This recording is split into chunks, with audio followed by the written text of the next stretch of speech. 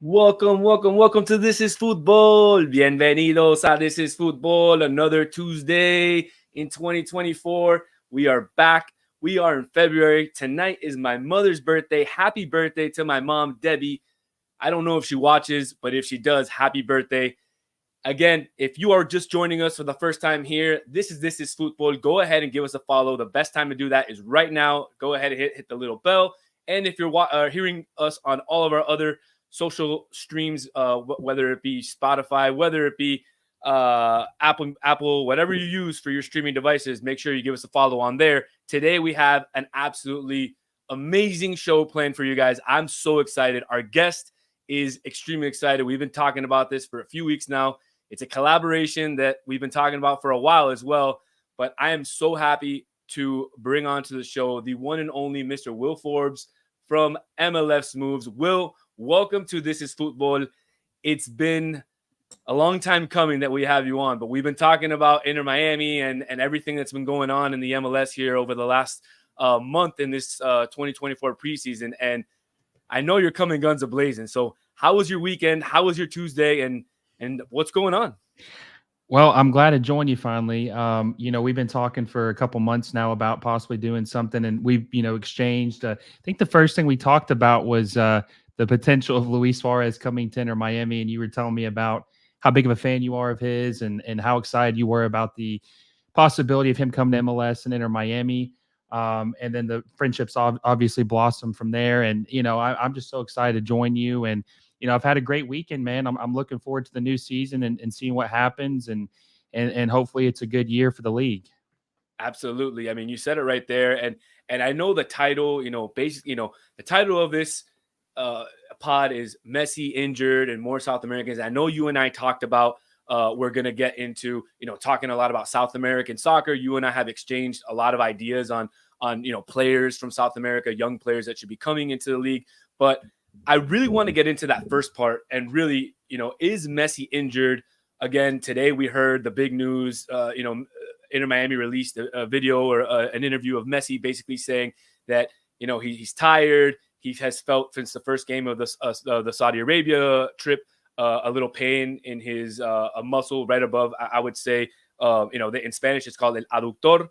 In English, I don't, the pronunciation, I guess the translation is adductor, but it's, essentially a little bit, the muscle a little bit above the quad. So he's been feeling some tension there since that game. He tried it out in the second game in Saudi Arabia, and obviously it didn't go that well. And, he felt bad not participating in the Hong Kong game. But, I mean, you're a little bit in the know more than I am. Is he really injured, or is this something that Inter Miami fans should be worried about, coming into the season, especially knowing his injury woes last year and them having some implications on Inter Miami making the playoffs or not? If I'm not mistaken, I think this injury is similar to the injury he had last season as well. I think it's very similar to that. And obviously, Messi's the greatest player to ever play. But Father Time catches up to everybody. And when you're 36 years old and playing this many games and this type of travel, injuries will catch up to you no matter who you are. And I think obviously to the 23,000-mile trip is tolling on anybody. And I just, in all honesty, and I've said this, I think most people agree that this preseason tour has been kind of a nightmare. And there's been so many injuries that came of this. And I think he probably did pull something, or he would have played. I think it's in Messi's nature to always try to play in front of the fans. He's always dedicated to, anybody that spends their hard-earned money to come watch him play. He wants to show up for the fans. So I do think it probably is something. It's something close, something we should monitor. But I just really hope this isn't indicate something to come in the future where he's always picking up these small injuries, and it hampers him from playing, because Miami needs him desperately if they want to go anywhere this year. Absolutely. And one of the things that I had talked about, earlier in the preseason was the possibility of Nico Lodeiro, who previously played in Seattle, coming to Inter Miami. It was almost a done deal. And then last minute he pivoted and went to Inter Miami rivals, the purple team in the Central Florida up there that play in the stadium called Interco, apparently, which is kind of funny. But so he goes over there, and he would have been the perfect substitute for a Leo Messi. Now Inter Miami doesn't have that. They're still out in the market. You and I have talked about a couple of names. One of those names being Redondo, young kid out who plays in the Argentinian league for Argentinos Juniors. For those of you that don't know Argentinos Juniors, that is the club where Diego Maradona got his roots started at. So some big club in Argentina. What have you heard, Will, about Redondo? Because I know you and I spoke about it late last week, and there was a lot of rumblings. Have you heard anything else about Redondo coming? Because he would fit that Miami midfield perfectly. I've just heard that they're definitely targeting a couple guys. There was obviously the Christian Medina rumors a couple weeks ago from Boca Juniors. And obviously they rejected the bid 2 or 3 times. They offered, I think, up to $12.5 million for the young midfielder. Boca Juniors told them no. Yeah, I know that they pivoted to Redondo and they're hoping to get something done. This kid is actually more highly rated than Medina. And they only offered $5 million for him. They rejected that pretty quickly as fast as the offer came in. I think that that's something definitely that could get done. I mean, this kid is highly touted. I know that there was rumors about him possibly being targeted by AC Milan. So obviously, big suitors, a lot of big clubs interested in him. But they desperately need that depth. They need another midfielder. There's a lot of uncertainty. I don't feel good about the midfield, and especially with the injuries. And they have a spot. They can technically sign a designated player, that because Campana, I think, is the one who's designated as the third DP right now. He can be bought down. And I think Gregory's new deal is still, he puts him in the TAM range. So there's a couple things they can do. They can still technically sign a DP as long as a young DP under 23 years old. And I think with the Farias injury, they can also sign a U22. So there's still some things that they can do. One thing I wish we had more transparency on is how much money they have left, especially from, like, say, the Kamal Miller trade. They got a bunch of resources from that. I would like to know how much they've used on that already and what they have left. Absolutely. No, absolutely. I mean, you said it right there. And it's kind of in the third part of the title of the pod is Inter Miami cheating. And again, we've gotten into that. There's a lot of back and forth on MLS Twitter, and especially from Orlando City fans and really the teams that Inter Miami kind of plays more often, which are the East Coast teams, and some Cincinnati fans and stuff, always saying, how is Inter Miami doing this? How are they bringing Suarez? How are they bringing Messi? How are they bringing Busquets? And how do they still have enough money to go out there and bring, a Redondo, a Cristian Medina? They even floated the name of a Palavecino who plays in River Plate. So they're still trying to bring some very big names of young Argentinians who have who have some experience in Libertadores or in Sudamericana and can help the team. So I mean, and you and I talked about it. It's crazy, but if you really look at how Inter Miami has acquired all this money over the last couple of years, whether it be GAM TAM through trades. I mean, Chris Henderson has been an absolute genius in acquiring it, and he just did it again with the trade of Chris McVeigh over to DC United, and also getting Nico Stefanelli shipped over to Hungary and opening another international spot. So Chris Henderson continues to cook down here. They call him the chef for a reason. He continues to cook. I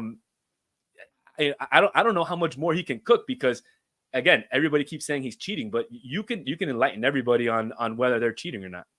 Yeah, I don't think that they're cheating. I just think that they have the unfair advantage of having the Messi discount. All his friends want to come to South Beach and be in paradise and play with one of their good friends and enjoy themselves. Signing Jordi Alba to a TAM deal. Luis Suarez, I don't even think he is a TAM player. I've heard from a couple people that he's making between $200,000 to $400,000 a year, essentially playing almost essentially for free for what his talent would normally bring. I just think that they're taking advantage of people wanting to come here and play with Messi.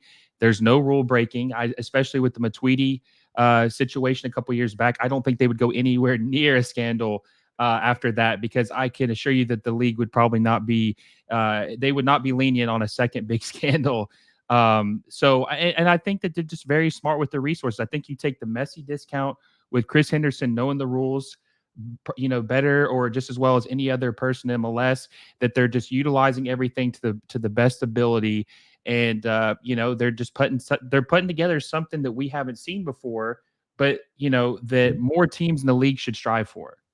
Absolutely, absolutely, and I really, I didn't ask you this question before, but I'm gonna throw it out there now just because I think it's relevant based on the conversation we're having. But would you consider, since you follow the entire MLS and not specifically Inter Miami, but would you consider Chris Henderson the best GM in the MLS? I would say he's definitely top three. Like on paper this season, what they've put together and everything looks really good. I just want to see some more results on the field. But I would say he's definitely top three. I mean, like I said, he knows the league just as well as anybody else. And sometimes that's the most important thing, is just knowing how to maneuver through all the MLS loopholes and trying, knowing all the rules. And there's so many rules. I don't know how anybody can follow all of them, to be honest with you. Sometimes it's like they make them up just for fun to see if people can follow them. But yeah, I I don't know. mean, Honestly, I don't know what's bigger, the tax book, like the tax law book, or the MLS rule book, because it's it's close. absolutely insane. It's close. Yeah, exactly. It's close. God forbid you got to maneuver both of them. But yeah, I mean, I think he's definitely good, and he's been successful and a lot better than what was it, Paul McDonough, when who was, I guess, the first GM in Miami's history. Right. So yeah, I think he's good, man, and I think that with everything aligned, that things should work out for Miami. They should. Now, obviously, there are some things that need to be addressed that we've talked about, some holes on the roster still. I think that, a lot of people are still very concerned about the back four. And one of the things I mentioned the other day is when you have a salary cap league of $5.4 million. Now, obviously, it's a little more with with Tam and Gam, but when you're spending $1 million a year on a right back who is not performing to that level, I mean, he's making more than any of their center backs. I think he's actually making more than Avalos and And Christoph combined. you're the right back you're referring to is DeAndre Yedlin. DeAndre Correct? Yedlin. Yes, exactly. Yes, DeAndre Yedlin. Right. I'm sorry, I And forgot the name. no, yeah, and we talked about him, and I actually mentioned to you that it would probably be better for Inter Miami to trade DeAndre Yedlin, just because, one, he has excellent name recognition. He would bring in fans, so for any team, just selling jerseys would be a plus. But you kind of let me in on some interesting inside knowledge regarding the DeAndre Yedlin situation, that he won't be traded. Is that correct? That is correct. Yeah, I talked to a source, and they had said that if DeAndre Yedlin had no interest of being moved to any other team, and if he were to be moved to another team, he would retire from the league. He would move to the fashion career. So, which apparently he's pretty big in. I had no idea. I had no idea about that, but that's what they say. He is. You got to see some of the stuff he wears when he comes into the locker room on game day. I mean, I'll tell you, I question some of it. I don't know if I would wear it, but let me tell you, he's very secure with how he dresses and who he is, because he wears a lot of questionable and interesting clothing options. But I got to hand it to him. The guy has style. I was going to say, so I was kind of confused there. I didn't know where you're going. I didn't know if he retires, is he, risking it? Is he going to is he going to struggle in the fashion industry? So yeah, I mean, that sounds like, I guess, he's got something lined up after his playing days, and, that would help a lot financially if they could free that up, but I guess it's kind of a long shot, but if you look at the two fullbacks, obviously Jordi Alba, I think Jordi Alba makes close to the same amount as DeAndre Yedlin, and just the difference is insane. Obviously, there's just no comparison. I mean, talking about one of the best left backs of all time, but that's just, what you're paying, you're not seeing the return on that. And they desperately, I think someone said it in the comment section, they desperately need a center back. They desperately need a center back. Yeah, absolutely. I mean, they did pick up a center back in Nicolas Freire, an Argentinian who was playing in Mexico. I believe his contract belongs to a Greek team. So they did pick up a center back. But I'm assuming now, with the clearing of those two players, Chris McVeigh, who was a central, a center back, and we saw play in a couple games in the preseason, with him moving on, and now the opening of an international roster spot with Nico gone. I'm assuming that they're going to bring in, or they're looking at bringing in, some other international center back. And that would make sense, considering the depth that they currently have at center back is not very good. with what they have back there. I think all they have is Ryan Saylor, Christoph, Toto Aviles, and I guess Noah Allen has been playing kind of like a left center back when they play three in the back, but it Yeah. hasn't been going well for Noah Allen this preseason, although he has been one of my Inter Miami original favorites. So, it hasn't been going well for him. But I want to pivot a little bit into maybe a little bit away from Inter Miami and more into. Actually, before we get in there, I wanna throw a couple images up there. We talked about this just before we came on, but what do you and the viewers over there, what do you guys think about this picture? To me, it looks like these guys, and for those that are just listening on our stream, on our streaming, I'm showing a picture of Messi and friends. So Suarez, Busquets, Messi, and Jordi Alba talking with good old friend Andres Iniesta, who they will play against him tomorrow, or I guess in the morning at 5 a.m. Eastern time. And so there's some pictures here with Andres talking to the team. And a lot of the comments that I read on social media were, Messi, the happiest he's looked was when he saw Andres Iniesta speak at the press conference today. And I thought that was kind of funny because, in all the other games on the bench, they kind of put the camera onto him and he looks kind of bored. So, I mean, I don't know if you're getting the same sense of that, but to me, he kind of looks bored or disinterested. Is that the case? Yeah, I think he's bored. He's disinterested. He's ready to leave and go home. This. I just think that this whole thing was just too much. I could understand if you were gonna go on the Chinese tour or the Saudi tour, but both and then adding Japan in there as well is just too much. I mean, didn't they say it was possibly with, I think with another game added, it was actually going to be around 30,000 air miles in this whole entire trip, which is insane. Like it's just crazy. I think it was a little unnecessary. I know what they were saying about Inter Miami wanting to expand their brand and get their name out there, but let's be honest. You have Leo Messi. Everybody knows he plays for Inter Miami now. You don't really have to do that. Everybody, like the attention's already been set on this. Like most people who know who Leo Messi is, they know he plays for Inter Miami now. So I don't think that was really necessary. Well, I don't think so. I don't think the reason they did the tour was to expand the brand. I think that might have been the excuse. I think the reason they did the tour was because they got paid a lot of money from the Saudis. They got paid a lot of money from the Chinese government for the Hong Kong game, and they're also probably getting paid a good amount for this game in Japan.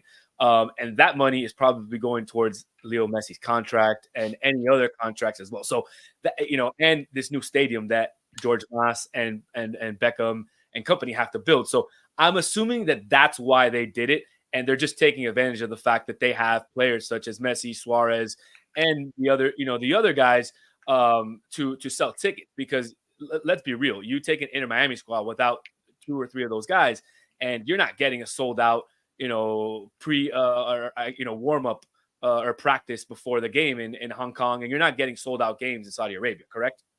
Exactly. No, I agree 100%. Yeah, I mean, it definitely was like, I guess you call it like a cash grab, get people, they probably did make a pretty penny off of it.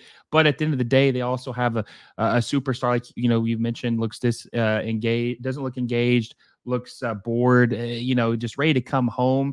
And all these injuries is just so crazy. Like when you look at it, even the money they made, it's just what you've lost in the process is just wild to think about. Now Frias obviously got hurt in El Salvador, right? I think that's when he got hurt. But even still, like just the whole preseason, it honestly has, and I'm not trying to be a doomer, but I feel like it has went as bad as it possibly could. Like it's, realistically without everybody getting injured, that's not really likely for that to happen. But it feels like quite a few players have gotten injured. And I just think honestly, I don't know if they should play these other friendlies. I think maybe they should just shut it down and just wait until their first CONCACAF Champions Cup game, but the first game of the season against RSL, right? Isn't that the first game of the season? That's right. Yeah, it'll be Yeah. coming up here in a couple weeks on 2 weeks from tomorrow on the 21st of February. It'll be the MLS kickoff against Real Salt Lake at Drive Pink Stadium in Fort Lauderdale. Unfortunately, we can't say Miami yet, at least until they build their stadium. So it'll be in Fort Lauderdale in a couple weeks. So let's pivot a little bit into, what I kind of really wanted to talk to you about. So I've been a huge proponent and a huge, just a big voice for getting more South Americans in the MLS. And since the beginning of This Is Football with my former co-hosts and all the people who have passed through the program, we've always been big voices for bringing more players from South America into the MLS. Why? It's plain and simple. We're from Uruguay, we're from Argentina, we're from South America, and we just want to see more of our players in the league. Now, we've seen a lot of that over the last few years in the MLS, especially a big influx of young South American talent, mainly from Brazil and Argentina.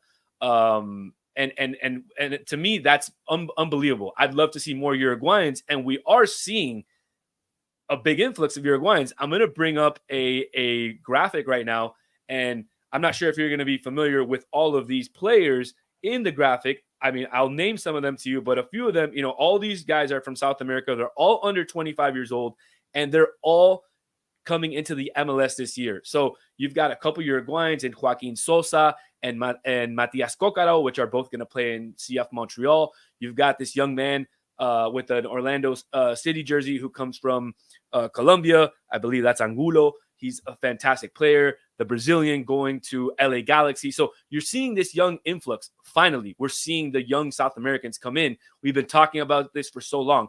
How does Will Forbes see this as it benefiting the MLS? Oh, it's great. I remember this was like over a decade ago. I remember reading some forums talking about MLS, and the discussion was about them being a top league and like what they needed to do to reach that goal.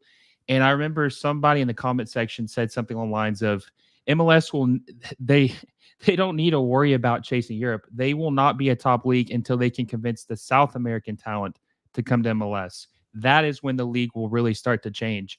And I think that this is a huge deal that we are seeing these young talented players finally come to MLS at a young age and hopefully use this as a stepping stone to get to Europe.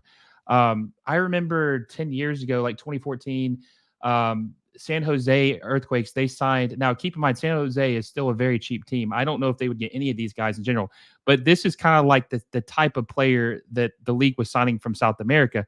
They signed Matias Perez Garcia from Tigre, 30-year-old midfielder, attacking midfielder. And just to think about signing him, and then now we're talking about they signed the league is signing Gabriel Peck, De La Vega, Almiron like 5-6 years ago. Mm-hmm. Just the level of talent that we see the increase in such a short time is significant, and it's going to make the league better.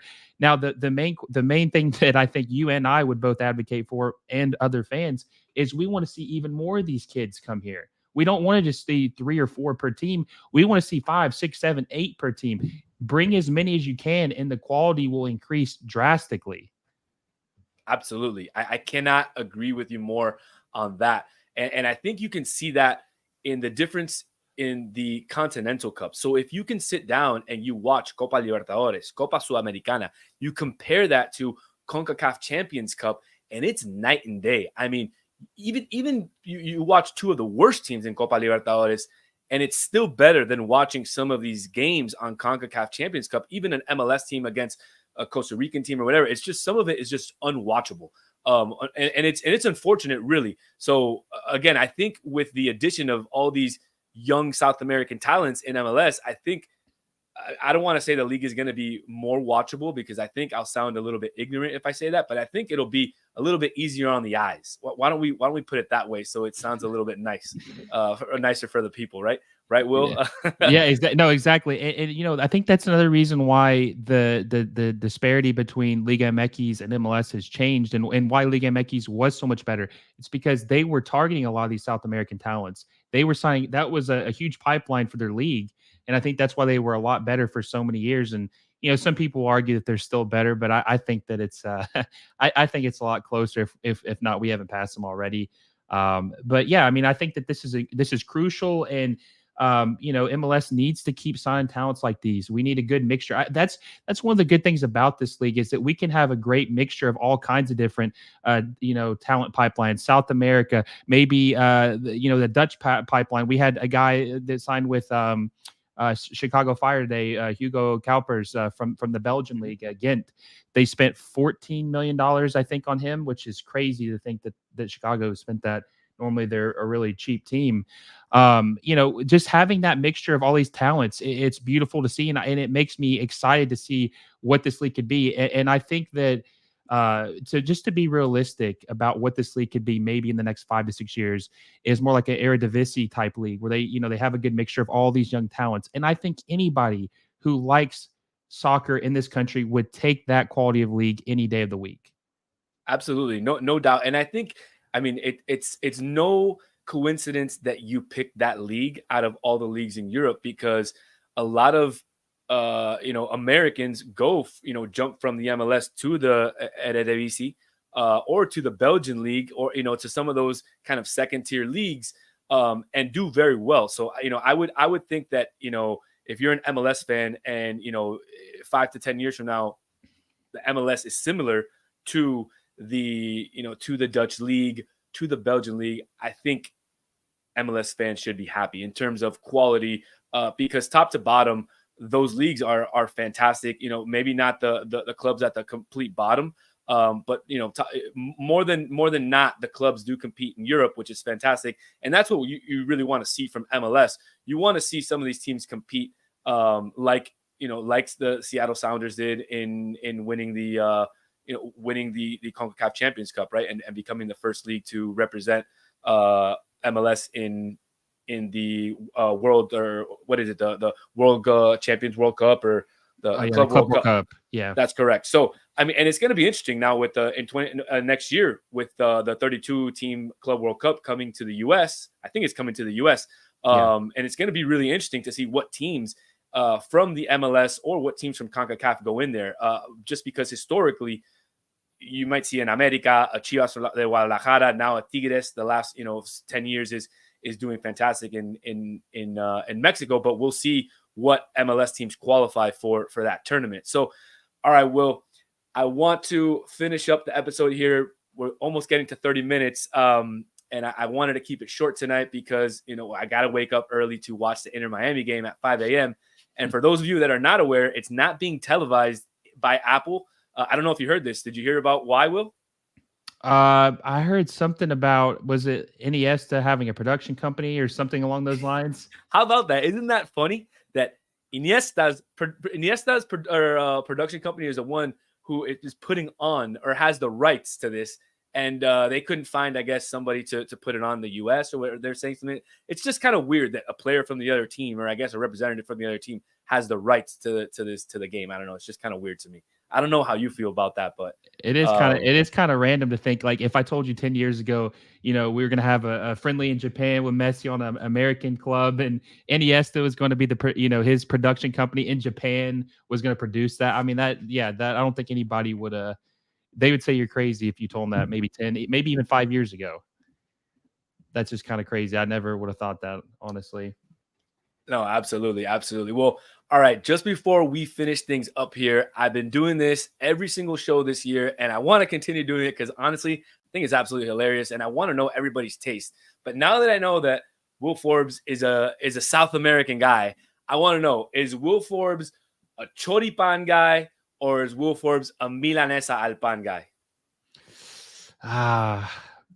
Probably the choripan, honestly. Oof, the choripan has been undefeated in every single show. So far, every single guest has chosen choripan. Only I have chosen the milanesa al pan. If you come down to Miami, I'm going to have to take you to a spot so you can try milanesa al pan. Maybe I'll have you change your mind on that. Maybe not. But Will, thank you so much for joining us. If you want to go ahead and let all the viewers know where they can find you, where they can find all your awesome content at, go ahead. Yeah, appreciate it. Yeah, you can follow me at MLS Moves on Twitter. You can also subscribe to my channel on YouTube, also at MLS Moves. We try to put out at least 2 videos a week, and we're hoping with the season to put out even more content. We're getting very close to 1,000 subscribers. I think we're like 70 away, so we're growing fast, and I appreciate all the support. Absolutely. I'm subscribed to MLS Moves. Make sure you guys subscribe. The videos are absolutely awesome. 7 to 8 minutes long, most of them. Absolute great content. very informative. Go ahead, give him a follow, help him get to 1,000 subscribers over on YouTube. And he puts out awesome content over on Instagram and Twitter as well. Thank you so much, Will, and thank you so much for coming on This Is Football. We will have you back during the season. I hope you will want to come back on.